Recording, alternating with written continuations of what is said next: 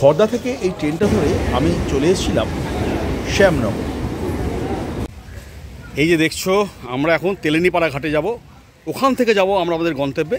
কোথায় যাব কি দেখাবো সবই তো ডিটেলস দেখতেই পাবে। ঝিরঝির বৃষ্টি হচ্ছে আর চলেছি উল্টো দিকে তেলেনীপাড়া ঘাটে। ওখান থেকে কোথায় যাব তোমাদেরকে দেখাবো, সেটা তোমরা এটা দেখার জন্য কিন্তু দেখতে থাকো আমার চ্যানেলটা।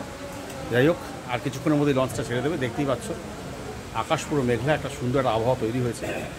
বৃষ্টি তো হচ্ছে, জানি না বৃষ্টিতে কতটা কাজটা করতে পারবো। যাই হোক, যতটা কাজ করতে পারবো তোমাদেরকে দেখাবো, তাহলে দেখতে থাকো।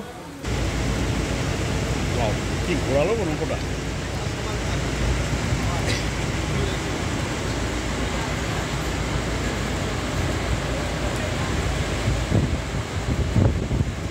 পাঁচ মিনিটের মধ্যেই পৌঁছে গেলাম তেলেনীপাড়া জেটি ঘাটে। আমি রমেন আর আমার চ্যানেল র টক উইথ রমেনের প্রত্যেকে স্বাগত। আজকে আমি চলে এসেছি হুগলি জেলার ভদ্রেশ্বরে। হুগলি জেলা মানেই কিন্তু ভদ্রেশ্বর এবং চন্দননগরে জগদ্ধাত্রী পুজোর জন্য বিখ্যাত জায়গাগুলো।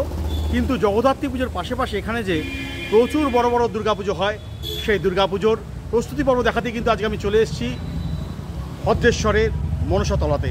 তাহলে চলো দেখতে থাকি এই মুহূর্তে কি চলছে ভদ্রেশ্বরের মনসাতলায়। এখানে যে মন্দিরটা রয়েছে সেই মন্দিরের অনেক বড় দুর্গাপুজো হয়, অর্থাৎ যেটা বলছি যে চন্দননগর, ভদ্রেশ্বর, মানকুণ্ডু এই জায়গাগুলোতে কিন্তু জগদ্ধাত্রী পুজোর জন্যই বিখ্যাত, কিন্তু এখানে অনেক বড় বড় দুর্গাপুজো হয়। সেই দুর্গাপুজো দেখাতেই কিন্তু তোমাদের কাছে চলে এসেছি, অর্থাৎ দুর্গাপুজোর প্রস্তুতি পর্ব কেমনভাবে তৈরি হচ্ছে, যে শিল্পী তৈরি করছেন সেই তৈরির যে পর্যায়টা সেটাই তোমাদেরকে দেখাতে চলে এসেছি আজ। এই হচ্ছে দুর্গাপূজার মণ্ডপ, অর্থাৎ ভদ্রেশ্বরের মনসাতলার মণ্ডপ এটা। চলো মণ্ডপের ভেতরে গিয়ে তোমাদের দেখাচ্ছি।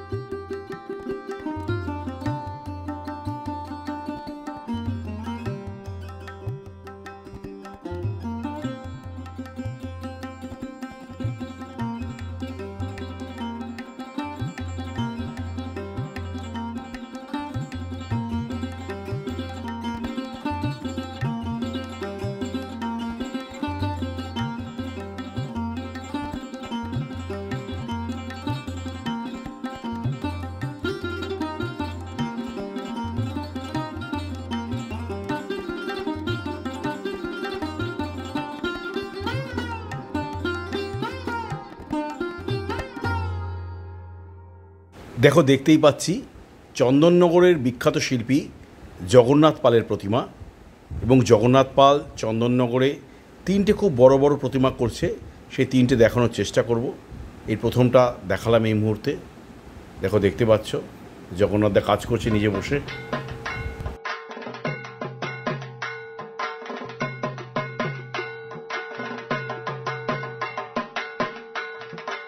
শুধু চন্দননগর নয়, হুগলি জেলার বিখ্যাত শিল্পী জগন্নাথ পাল, যার বিভিন্ন মূর্তি আমরা পশ্চিমবাংলা সহ কলকাতার বিভিন্ন জায়গায় দেখতে পাই। তিনি সেই জগন্নাথ পাল।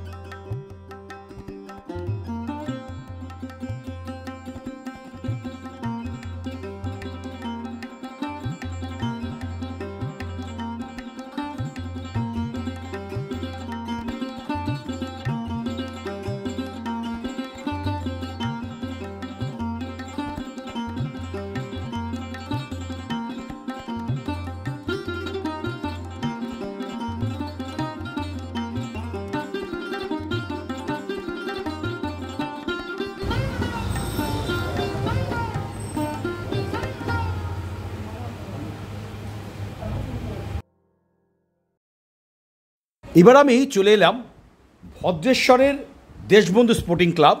এখানে জগন্নাথ পালের আরেকটি অন্যতম বৃহৎ প্রতিমা তৈরি হচ্ছে এবং এই জগন্নাথ পালের মূর্তি দেখার জন্য প্রচুর ভিড় হয় বিভিন্ন মণ্ডপে।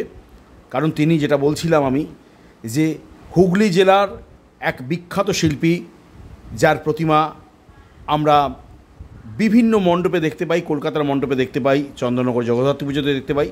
তো সুতরাং তার পরামর্শ নিয়ে, তার অনুমতি নিয়েই কিন্তু এসছি এই প্রতিমাটাও দেখাতে।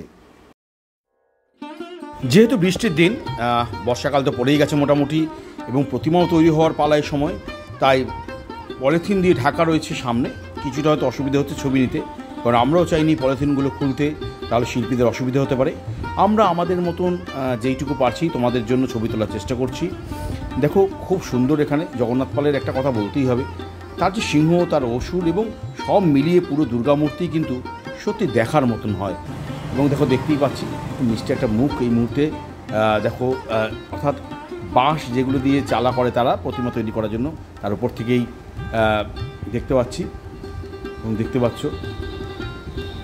সুন্দর একটা দৃশ্য। এই প্রতিমা তৈরি করার দৃশ্য আমার খুব ভালো লাগে। অর্থাৎ পুজোর আগে প্রতিমা তৈরি হচ্ছে, এটা ভাবলেই বেশ ছোটোবেলার কথা মনে পড়ে যায়। কার্তিকের ময়ূরটা দেখো, সুন্দর ময়ূর। অর্থাৎ জগন্নাথ পালের যে প্রতিমা, তার প্রত্যেকটা আঙ্গিক এতটাই সুন্দর যে সেটা আমরা প্রত্যেকেই জানি। যারা আমরা অন্তত এসে প্রতিমাগুলো দেখি জগন্নাথ পালের, তারা প্রত্যেকেই জানি যে জগন্নাথ পাল এক অনবদ্য শিল্পী। এই যে প্রতিমাটা দেখছো, এটা জগন্নাথ পালের তৃতীয় প্রতিমা। হ্যাঁ, 3 নম্বর প্রতিমাটা দেখাচ্ছি। অসাধারণ প্রতিমাটা দেখো, একটা গ্রিক ভাস্কর্যের রূপ দেওয়া হয়েছে প্রতিমাটাতে। কার্তিককে দেখতে পাচ্ছ, মনে হচ্ছে যেন বেশ একটা গ্রিক ভাস্কর্যের সেনাপতি তিনি। দেখো এখানে, অর্থাৎ জগন্নাথ পালের প্রতিমা কিন্তু এক একটা এক এক রকমের। প্রত্যেকটা প্রতিমার কিন্তু সাদৃশ্য মানে একদম আলাদা রকমের, মানে কোনোটা দেখলে মনে হবে না যে তিনটেই একই রকমের। এখানেই তার কোথাও দারুণ একটা পরিচয়। আমি বিদায় নিচ্ছি পালবাগান দুর্গা মন্দির যেটা, এবং শেষের এই যে প্রতিমাটা, এটাও কিন্তু জগন্নাথ পালের প্রতিমা। অর্থাৎ আজ যে 3টে প্রতিমা দেখালাম, সেই 3টেই কিন্তু জগন্নাথ পালের প্রতিমা। তাহলে বিদায় নিচ্ছি এই মুহূর্তে ভদ্রেশ্বর থেকে। তোমাদের সাথে দেখা হবে আবার অন্য কোনো জায়গায়, অন্য কোনো ব্লগে। ততক্ষণে টাটা, বাই বাই, ভালো থেকো, সুস্থ থেকো, আর আমার চ্যানেল রটক উইথ রমেন দেখতে থাকো।